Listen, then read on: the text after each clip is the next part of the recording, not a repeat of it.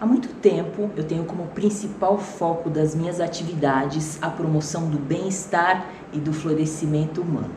Por isso mesmo, eu acompanhei atentamente a discussão sobre o World Happiness Report de 2021, que aconteceu na data em que celebramos o Dia Internacional da Felicidade, dia 20 de março.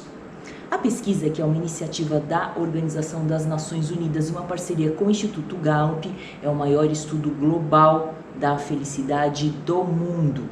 Os resultados foram comentados por especialistas que participaram da redação da pesquisa. E é isso que eu quero trazer para você em primeira mão.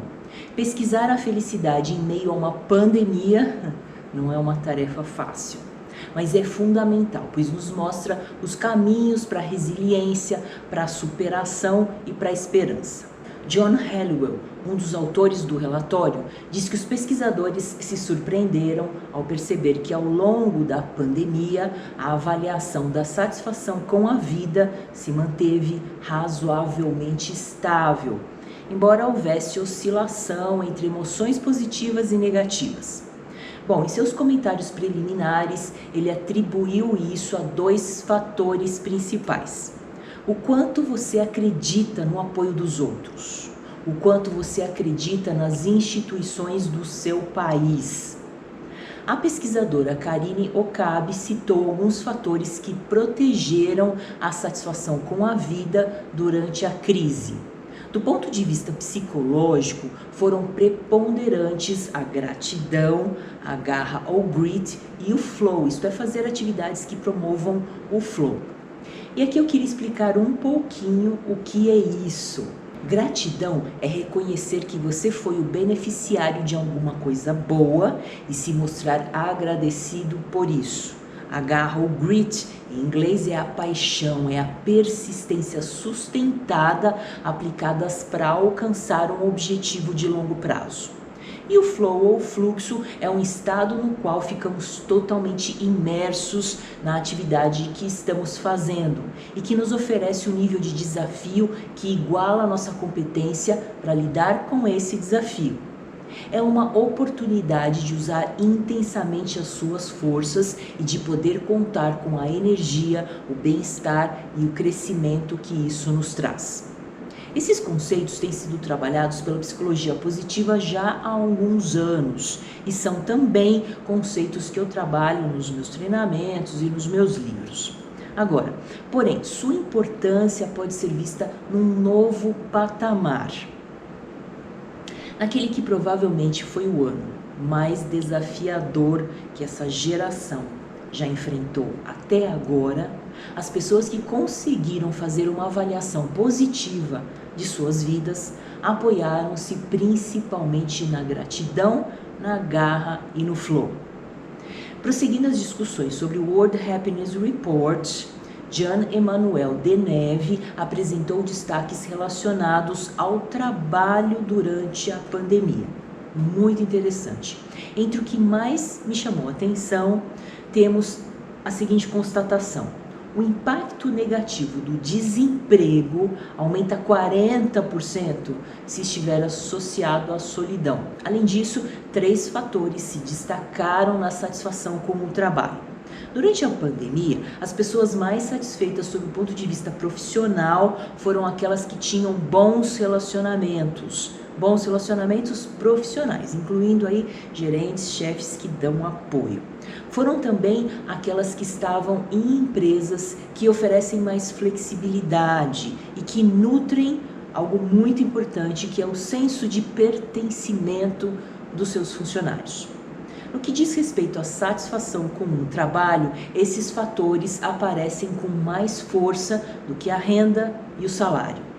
Ainda de acordo com o Deneve, os mais afetados pelo desemprego, quer dizer, o impacto foi maior nos jovens, em termos de redução de bem-estar. Porém, as mais afetadas foram as mães que trabalham, porque na verdade elas acabaram ficando com a tarefa dupla de cuidar das crianças em casa, longe das escolas.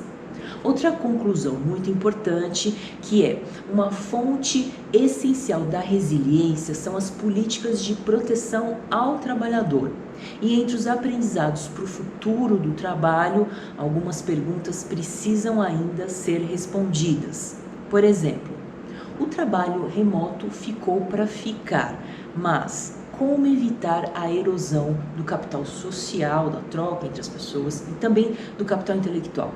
Esses capitais requerem um fluxo constante de pessoas e ideias. Como manter isso no trabalho remoto?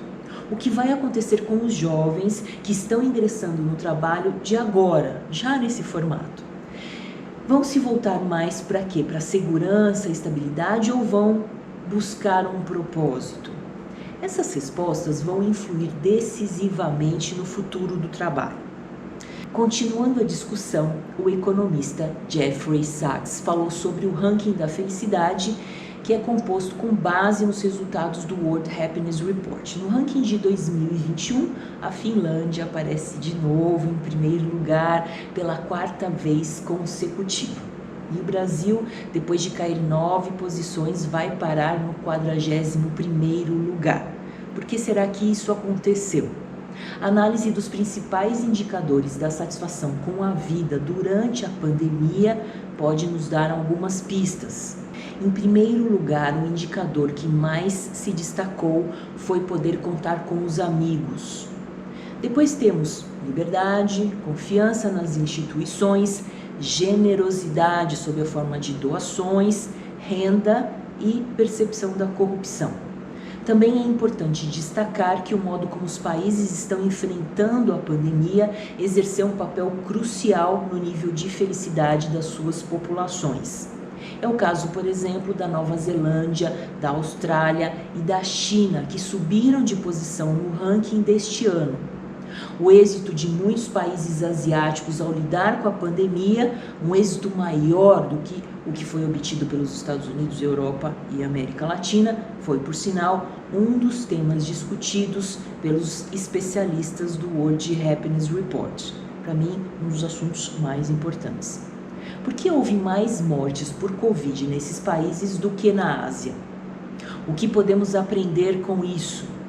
Existem fatores populacionais demográficos, como por exemplo, a Ásia em geral possui uma população mais jovem e com menos pessoas do grupo de risco, como idosos, obesos e portadores de morbidades. Mas Jeffrey Sachs adverte que isso não explica tudo. A resposta dos governos asiáticos foi mais rápida no que diz respeito a rastrear a incidência do Covid, testar a população e adotar medidas de distanciamento social. É o que ele chama de vigilância ativa e sistemática. Ele também aponta as diferenças culturais referente à aceitação das medidas de segurança pela população. Um alto nível de individualismo implica numa maior resistência às medidas necessárias para controlar a pandemia. E de modo geral, nos países asiáticos, o individualismo é menor. Outro aspecto importante é a alfabetização científica da população, que é maior em vários países asiáticos. Isso deixa as pessoas mais comprometidas com medidas concretas e eficazes e menos suscetíveis a fake news e informações sem fundamentação científica. A pesquisadora Fei-Jiu Wu ressaltou as medidas que deram certo em países asiáticos. Preste atenção, isso é muito importante. Foram elas as medidas: o controle de mobilidade e distanciamento social, a testagem maciça e rastreamento das incidências de Covid e o direcionamento dos governos centrais e colaboração dos governos locais. O engajamento cívico, isto é, a capacidade de se comprometer com o bem da coletividade, foi fundamental para que as populações asiáticas aderissem às medidas de controle da pandemia. O engajamento cívico implica um baixo nível de individualismo e um alto nível de autorregulação. Isso é, a nossa capacidade de administrar o nosso próprio comportamento. Envolve também confiança nas instituições. Com o engajamento cívico, foi possível proteger mais a saúde e também a felicidade das populações asiáticas.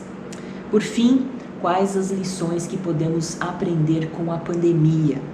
Richard Layard, um dos autores do World Happiness Report, um dos fundadores do relatório, acredita que veremos surgir uma sociedade na qual as pessoas vão pensar mais sobre aquilo que realmente importa.